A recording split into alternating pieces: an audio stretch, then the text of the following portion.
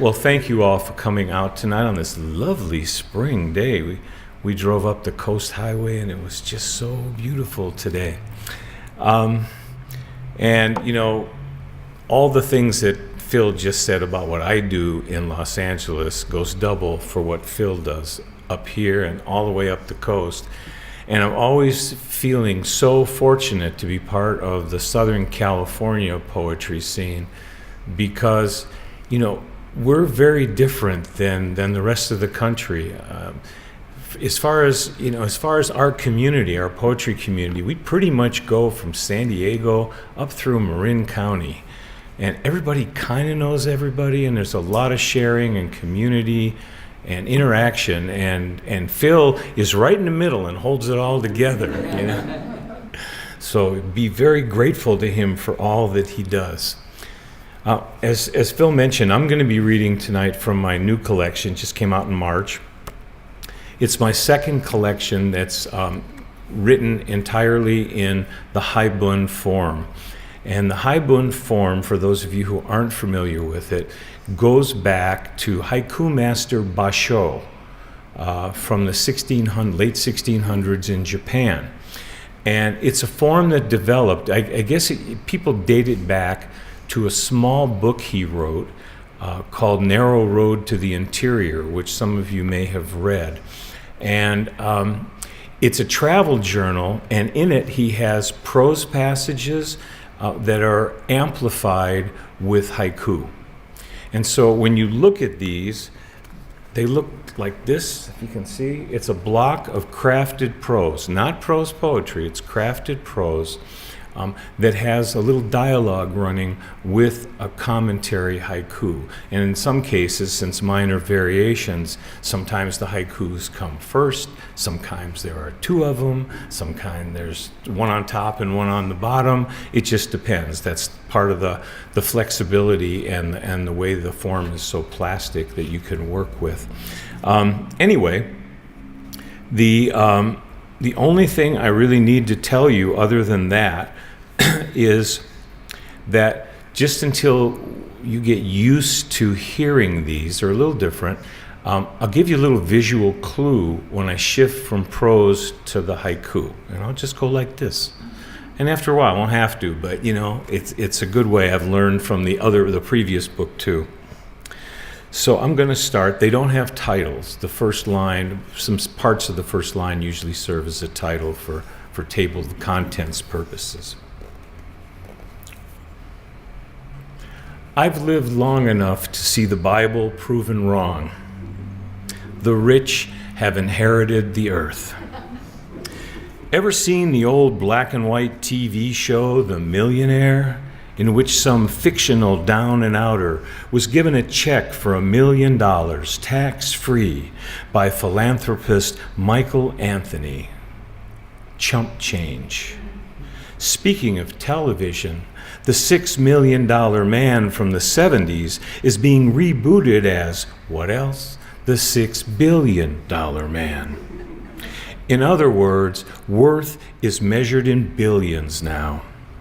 When was the last time you heard about a corporate merger, a startup buyout with a figure in the millions? Any CEO mogul, hedge fund manager, ruthless dictator, international criminal, app creator, or super PAC mega donor worth his pink sea salt has 9 zeros in his Panamanian/Cayman, previously Swiss, bank account. Of course, life is not all roses and cherry bowls for billionaires. It's as hard to park all that cash, legit or not, as it is to find an unpermitted space on a Santa Monica side street. Now that bank laundries are under close scrutiny, I hear Miami high-rise condos are being bought and gambled like casino chips. Shrewd move. Until sea levels rise and those investments are deeper underwater than a middle-class mortgage. Elephants, blue whales, Himalayan mountain peaks, too big to fail. Thank you. Save it all up and go wild at the end, you know?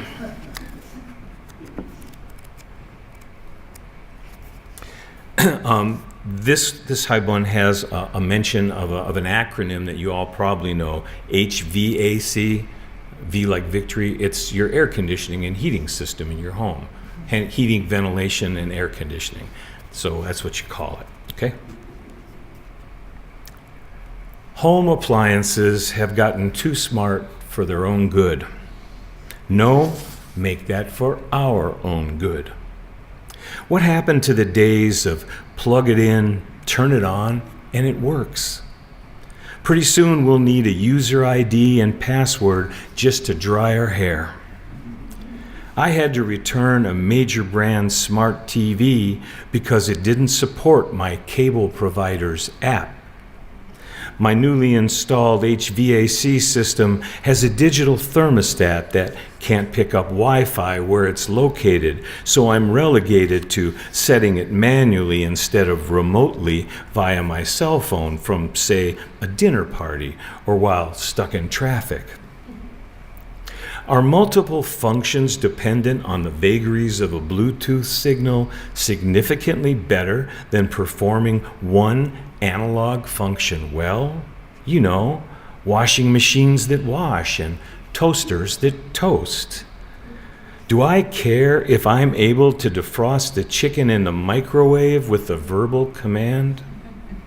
Can an internet-enabled refrigerator make a reliable grocery list? But as the texters chide me, appliances are multitaskers like people are supposed to be. They can do so much.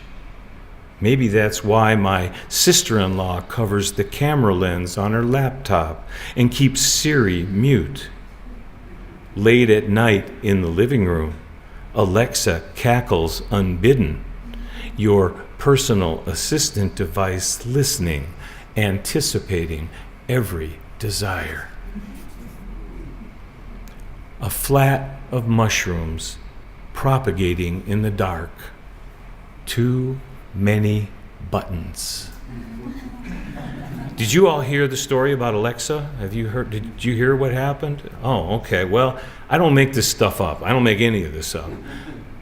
Right around, I think it was over the house, sometime between Halloween and Christmas, there was a glitch in the Alexa software.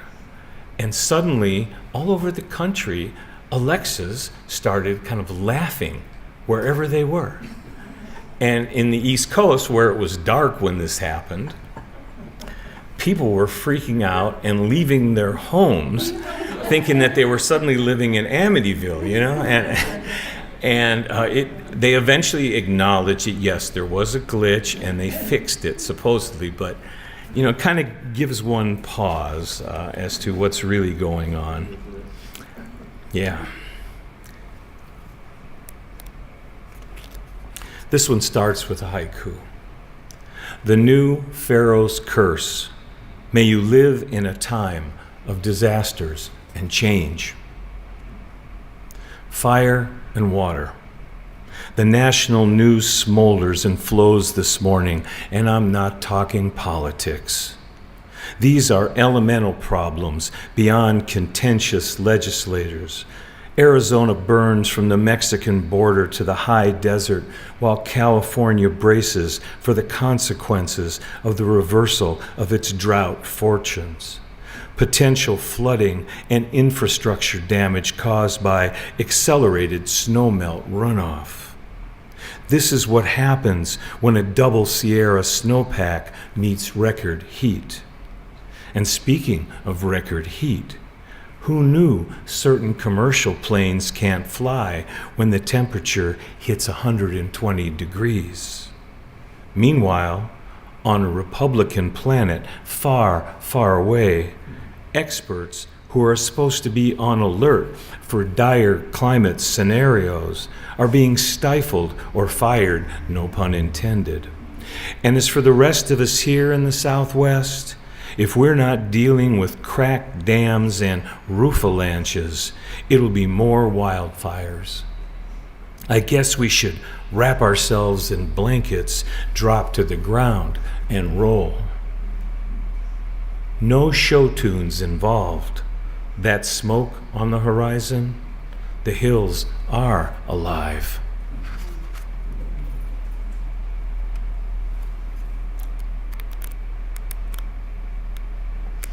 And again, I don't make that up. Roofalanche is a term I came across just before this book went to press. And I couldn't resist it. And it's really a thing, you know.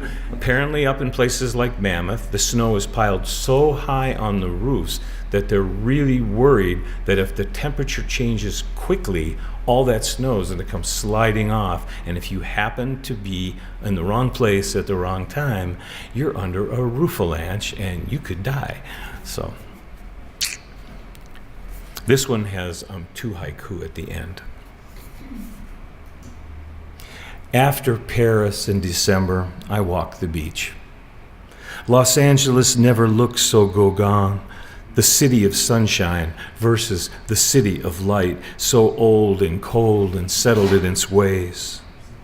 The high clouds had been washed with white ink on blue, fat Sumier brushstrokes dispersing as they tailed off to the east toward the mountains and then the desert. The tide receded, revealing a boulevard of wet sand that mirrored the sky and made walking an act of levitation. It was late afternoon. A few people had begun to gather, staking out their spaces to watch the setting of the winter sun.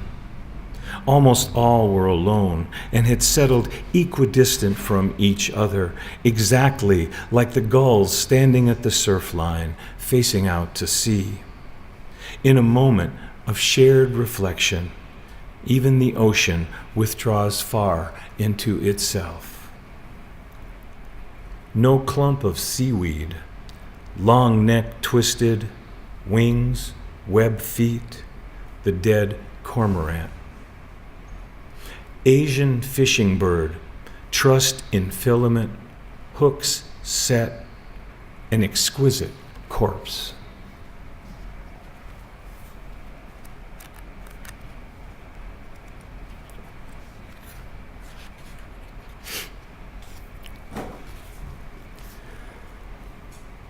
I'm not much of a gambler.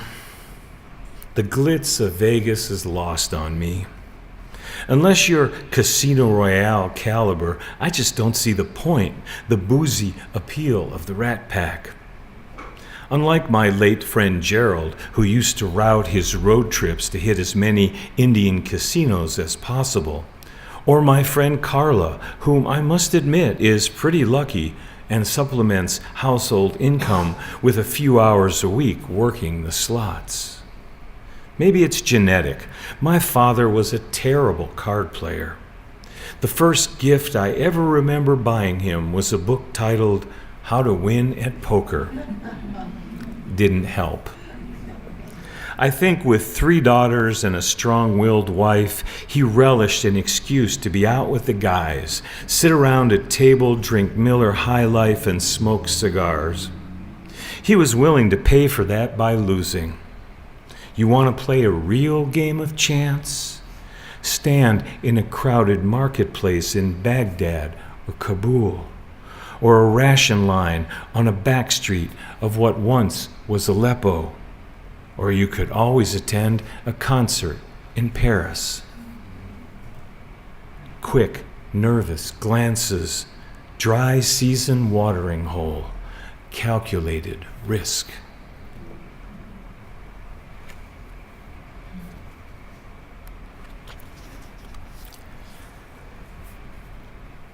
Beyond belief.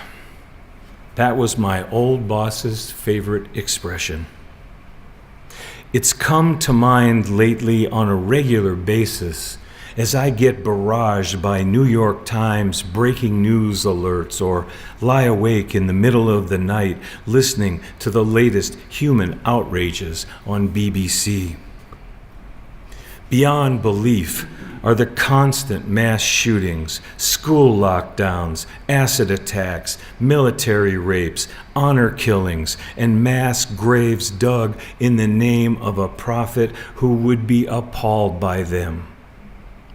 It's beyond belief, beyond all rational comprehension, that there are those who would deface, ransack, and destroy for all eternity antiquities and ancient sites, Palmyra, Ur, the Bamiyan Buddhas, the Baghdad Museum.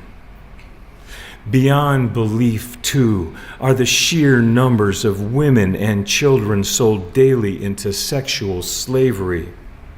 But it is beyond belief, beyond the sub-basement floor of repugnance beneath which I naively assumed it impossible to descend, to hear this morning that in Beirut there is a thriving business in the trafficking of the organs of refugees fleeing Syria and other interminable conflicts who have nothing left to sell to survive but palpitating parts of themselves. It is beyond the basest boundaries of shame, beyond the established despicable extremes to which some will go in pursuit of hard currency or Bitcoin. Lower than slime mold comes to mind, although that does slime mold a great disservice. Water connects us, carbon-based, oxygen frail, music decomposed.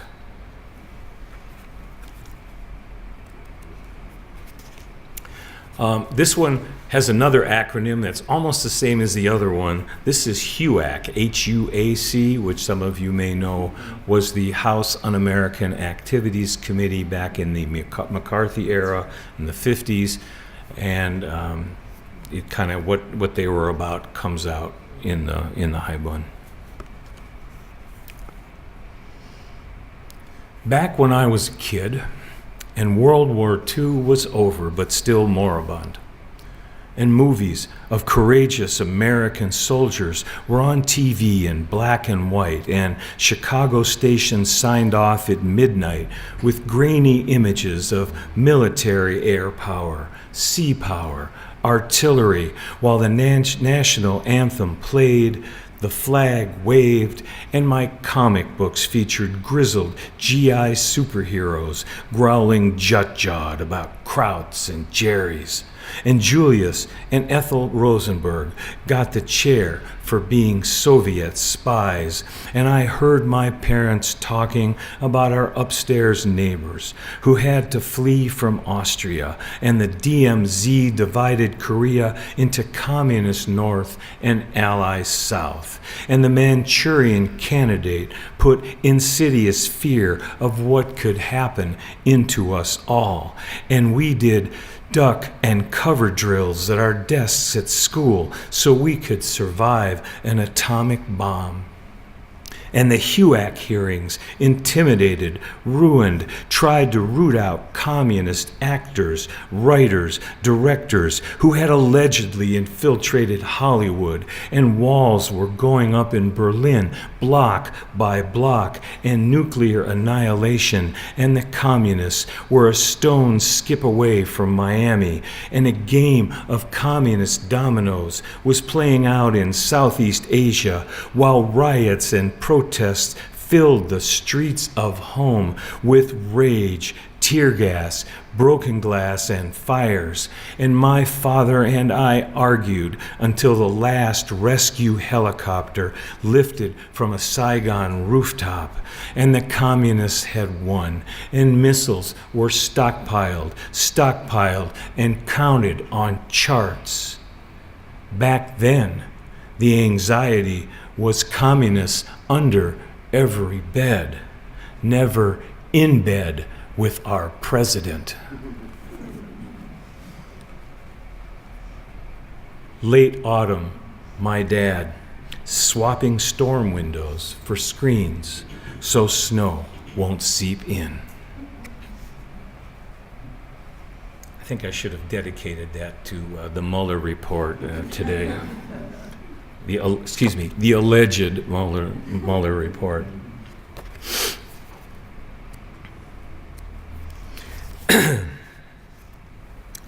Again, I don't make this stuff up.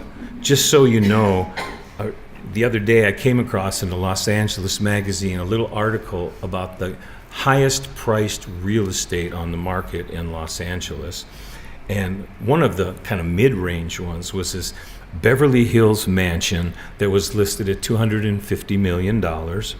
And one of the selling points was that it had fire extinguishers filled with Dom Perignon champagne.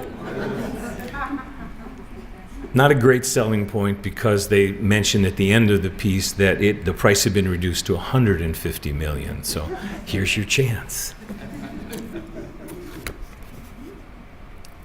The super rich no longer crave stuff. After all, anyone can buy a Rolex and a Land Rover limousine. And it doesn't take long to consume the exclusives from Bulgari, Cartier, Chopard. And honestly, how many bracelets from bespoke jewelers can one wear on a yoga-toned arm without looking like a Times Square hawker? What the super rich crave now are experiences beyond the 8 p.m. dinner reservation at Nobu. How about a reservation on the floor of the Colosseum, Rome, not L.A., for a fabulous first date?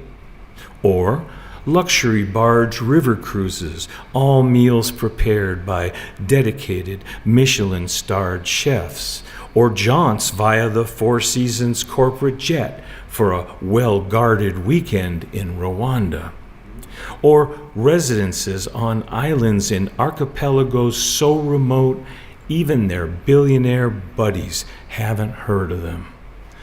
Ooh, the bragging rights are so delicious. When I was in high school, we used to race our father's GM behemoths at the Rainbow Beach parking lot in the emission shadow of Chicago's far south side steel mills.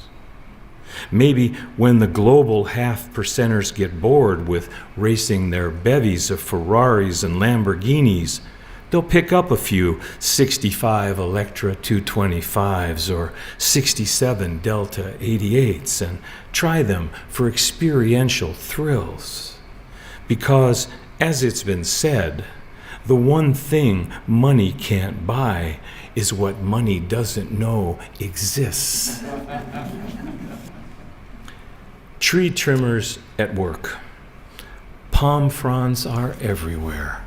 You could thatch a hut. And I'm going to close with this one.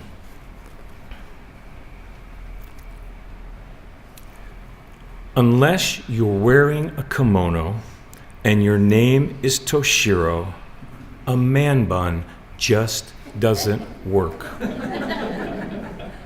And that goes double if it's paired with a lumberjack beard. I had my days of shoulder-length hair, Fu Manchu mustache, and oversized aviator glasses. I wore rags and feathers from Salvation Army counters. Once sent my mother screaming out of the house and into the street when I came home in a thrift store 1940s tuxedo jacket. After college, I had a pair of identical suits, probably bought together at a two-for sale. One navy, one brown, wide double-breasted lapels, chalk stripes. I wore them to work on alternating days with equally cringe-worthy ties. I've survived bell-bottoms, paisley polyester shirts with big dagger collars open to the shark-tooth pendants on thick gold chains. Been surrounded at parties by boomers sporting the record producer look, graying strands pulled back tight into ponytails. I've even lived long enough for ripped jeans to become Easy Rider cool again. But I thank God I was too early, or too late for sagging, which gets my vote for the most perilous sartorial trend of all time. Watching through my windshield as this kid duck walks across Pico Boulevard against the light, holding up XXL cargo pants at mid-thigh, baggy boxers billowing for all the world to see, as if in a desperate sack race trying not to get hit by a bus. Sound of wind through pines, waves keeping time in the dark. Some things refuse change. Thank you all for listening. Now go wild.